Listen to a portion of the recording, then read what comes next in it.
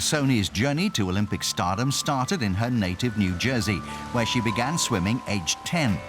However, it wasn't until she embarked on college life at the University of Southern California in Los Angeles that her world-class potential emerged. Rebecca became a 6-time NCAA champion on the way to graduating from USC in 2009 with a degree in communications. The 24-year-old is currently engaged in postgraduate studies at the university. She continues to train under the watchful eye of USC's head swimming coach, Dave Salo. Rebecca is one of those really intense elite athletes that has a really high expectation of herself. From a coaching standpoint, that's really easy to work with. You're never going to be too challenging for an athlete like that.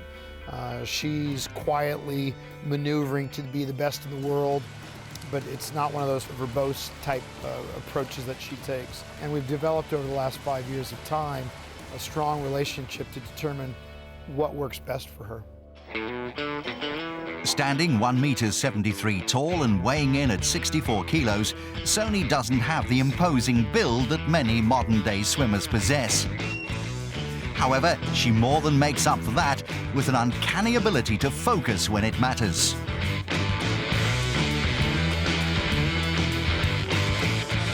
As much as I love to train really hard, I feel like I can never get anywhere close to my race times in practice. It's not really something I can explain necessarily, it's just a sense of competitiveness, I guess, and getting up on the blocks and putting all the little pieces together for that, minute or 2 minutes. And I definitely love racing, and I'm not a super competitive personality, I guess, but once I'm in the pool, I definitely, just zone out and try to get to the wall first. I have so much confidence that when she steps up the block that she'll turn her switch on, that it's now race time, and I'm going to race really, really hard. And that's one of the things I think is the other component to her skill. Above average technique and skill, swimming talent, high above average work ethic, and then, boy, when she gets up to race, get out of her way. She's tough. During Rebecca's first year at USC, she was affected by a medical condition that meant she would often experience heart palpitations during training and sometimes lose feeling in her arms and legs. It wasn't until she underwent a procedure called radiofrequency ablation to help regulate her heartbeat that Soni was able to begin realizing her full athletic potential.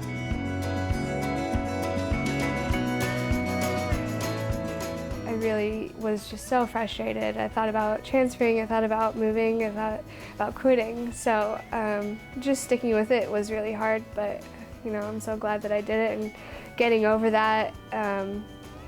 The first day I got back in the pool afterwards, or the first week, I guess, I remember thinking like, wow, this is how everyone else feels in the water. Like, this is so much easier than what I'd been doing before.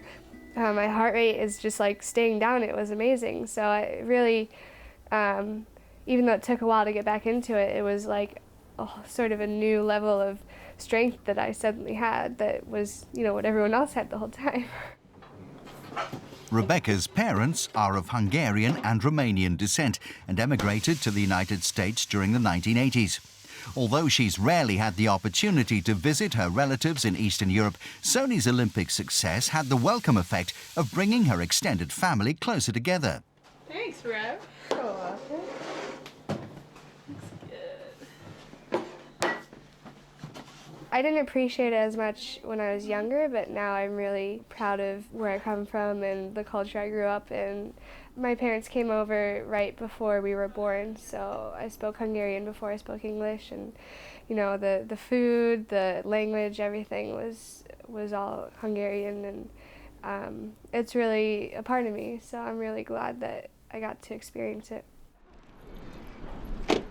With the US sports scene dominated by American football, baseball and basketball, Soni doesn't always get the recognition she deserves from either sponsors or the public. However, she continues to enjoy life in LA with boyfriend and fellow Olympic swimming champion Ricky Behrens.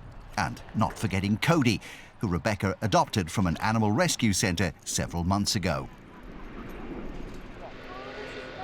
The picture of a professional athlete probably is not the life that I'm living, but it suits me and suits my personality. And you know, I'm not trying to make $1 million, or like, that's not my motivation.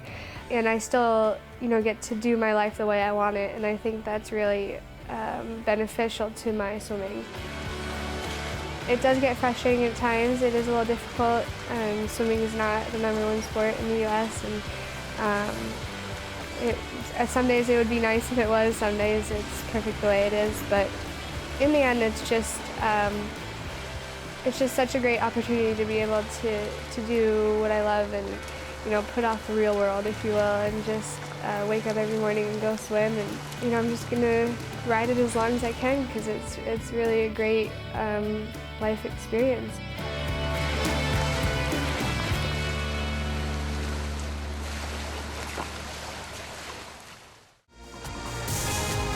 Subscribe now to our YouTube channel for the very best of Trans World Sports.